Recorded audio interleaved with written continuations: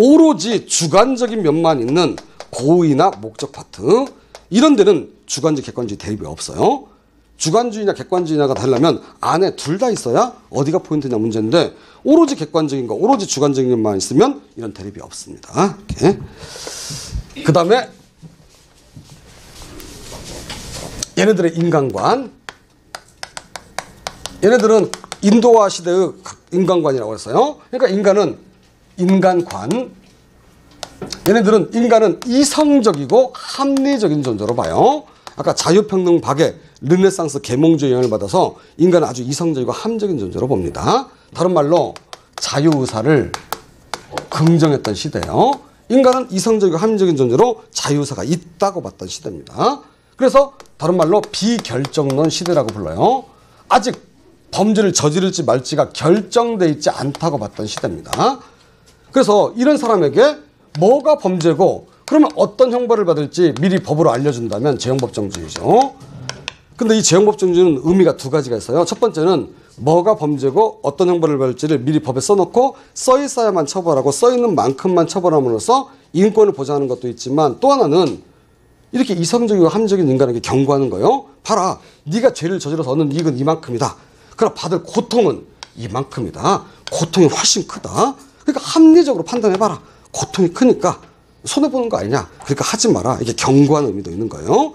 근데 이런 애가 범죄를 저질렀어요. 그럼 국가가 이렇게 미리 알려줬는데도 이성적이고 합리적인 인간이 계산기를 두드려서 지한테 이익된다고 생각해서 한 거예요. 이에 대한 도덕적, 윤리적 비난, 이게 책임 비난의 본질이다. 그래서 이 당시에 책임론을 나중에 여러분이 다시 하실 건데 도의적 책임론이라고 부릅니다. 반면에 얘네들은 이제 시민혁명 이후 자본주의가 발달하면서 모순이 격화되던 이제 오늘날 가치관이에요. 근데 얘네들은 인간은 이성적이고 합리적인 존재로 안 봐요. 타고난 유전적 소질, 사회적 환경에 따라 이미 결정된 존재로 봅니다. 즉 얘네들은 자유사를 부정해요. 인간은 자유사가 없다고 봐요. 소질이나 환경에 이미 결정된 존재로 봅니다. 결정론 시각이에요. 따라서 이런 애가 범죄를 저질렀을 때 도덕 윤리적 비난은 못해요. 지가 하고 싶어서 하는 건 아니니까. 그러나 사회방위에 해를 끼치기 때문에 사회적 비난은 가능하다. 그래서 이 당시의 책임론을 사회적 책임론이라고 불러요. 나중에 뒤에서 자세히 하실 겁니다. 그 다음에 이제 세 번째 형벌론으로 가면, 자, 사람을 감옥에 보낸 이유가 뭐냐에 대한 논의예요. 얘네들은 첫 번째 응보다. 형벌은 다른 목적이 없다. 응보다. 죄를 저지른 사람에게 대가를 치르게 하는 거다. 다만 범죄와 형벌이 균형을 맞추는 응보, 딱 한 만큼만 고통을 부과하는 거다. 이렇게 봐요. 그러다가 일부 다른 흐름이 나와요. 일반 예방주의라는 흐름이 나옵니다. 얘네들은 형벌은 목적이 있다고 봐요.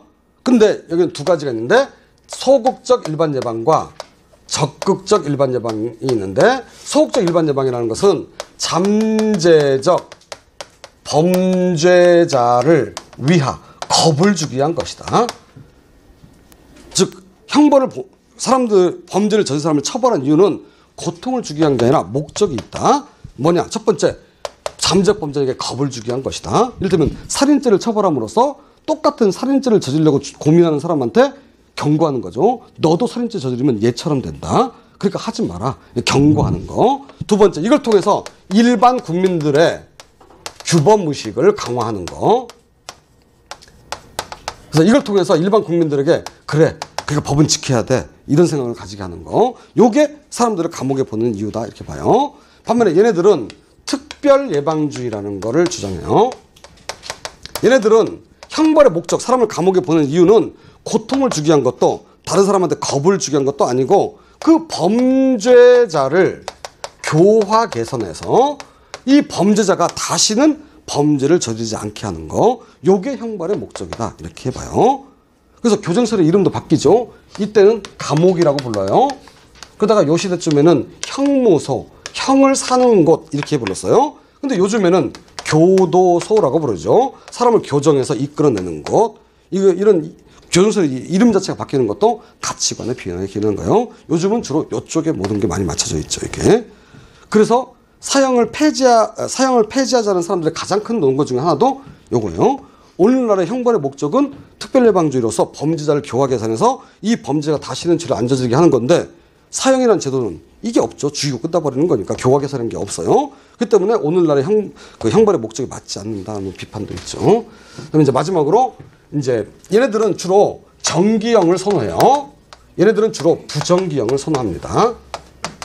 그러니까 얘네들은 똑같은 죄를 저지른 사람에게 똑같은 형벌을 가하고 끝나요. 그걸로 그냥 형 받고 나오는 거예요. 반면에 얘는 부정기형이라는 걸 선호해요. 이 부정기형은 좀 이따 하실 건데 그 집행 단계에서 형기가 정해지는 거예요. 아까 교정교화가 좀 빨리 되는 애는 일찍 내보내고 좀 교정교화가 좀 잘 안 되는 애는 오랫동안 붙잡아두기 위해서 얘네들은 부정기형을 선호합니다.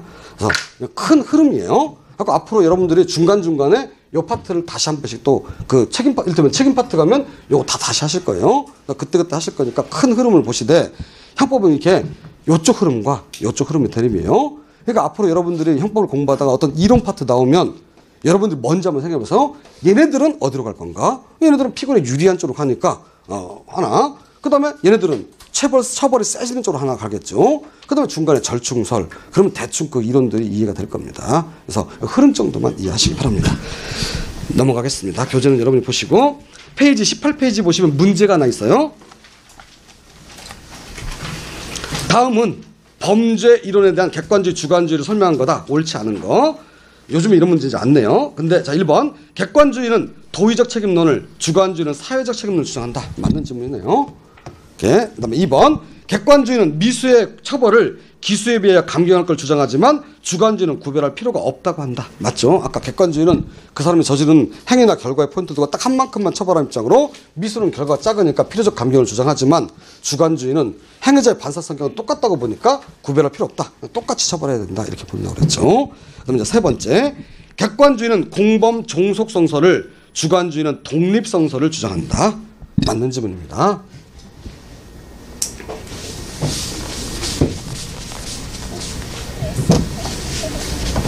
나중에 한참 뒤에 배울 거지만 여러분들이 지금부터 알고 계셔야 돼요. 자, A가 B에게 살인을 교사했어요. 또는 A가 B에게 살인을 방조했어요. 교사, 방조라는 단어도 좀 기억해 두셔야 돼요. 자, 교사란 범죄 의사 없는 자에게 범죄 의사를 생기게 결익케 하는 거, 이런 거를 교사라고 해요. 범죄를 저질 생각이 없는 사람에게 범죄 의사를 생기게 하는 거, 이런 거를 교사. 방조란 이미 범죄 의사 가진 자, 이런 사람을 강화, 도와주는 거, 이런 거를 방조라고 불러요. 예를 들면 멀쩡한 애한테 A가 B한테 가서 야 C를 죽여라. 이런 게 바로 교사. 근데 B가 C를 죽이려고 A한테 와서 야 내가 C를 죽일 건데 칼 좀 빌려주라. 하고 C를 죽이는 걸 알면서도 칼을 빌려주는 거, 이런 게 방조입니다.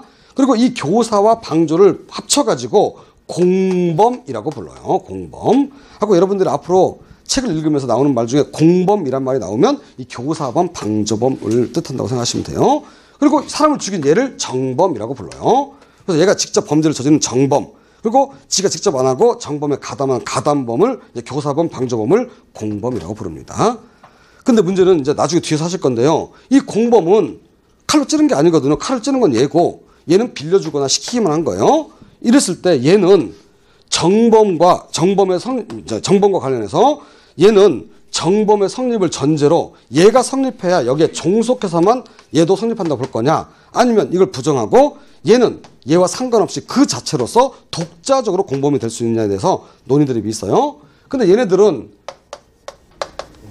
공범 종속성설이란 걸 취해요. 나중에 다 뒤에서 하실 거예요.